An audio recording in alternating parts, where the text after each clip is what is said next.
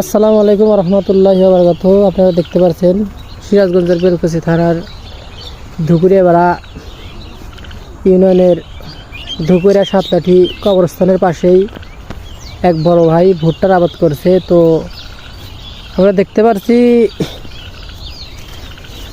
সেই ক্ষেতের ভিতরে আছে। তো আমরা তাকে কিছু জিজ্ঞাসা করব। এই যে আপনারা দেখতে পাচ্ছেন ভুট্টা। আসসালামু আলাইকুম ভাই, কেমন আছেন ভাই? ওয়ালাইকুম আসসালাম, ভালো। ভাই তাহলে আপনি কত একর জমিতে ভুট্টা লাগাইছেন? 1 একর। 1 একর জায়গাতে। মাশাআল্লাহ, তাহলে ফলন কেবা আল্লাহর কাছে কতটুকু আশা আছে?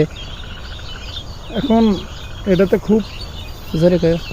ভালো ফলন পুরোপুরি 100 হবে না। আমি নতুন তো প্রথম আবাদ করতেছি, তবে খারাপ হবে না আর কি, মোটামুটি।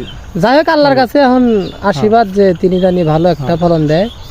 অনেক ভালো ভুট্টা, অনেক খরচ করে, তারপরে আল্লাহ ভালোই দিচ্ছে ভালো। ঠিক আছে, অনেক সুন্দর। আপনারা দেখতে পাচ্ছেন আমরা এবার তো তার কাছ থেকে জবানবন্দি নিলাম। এই সেই ভুট্টা।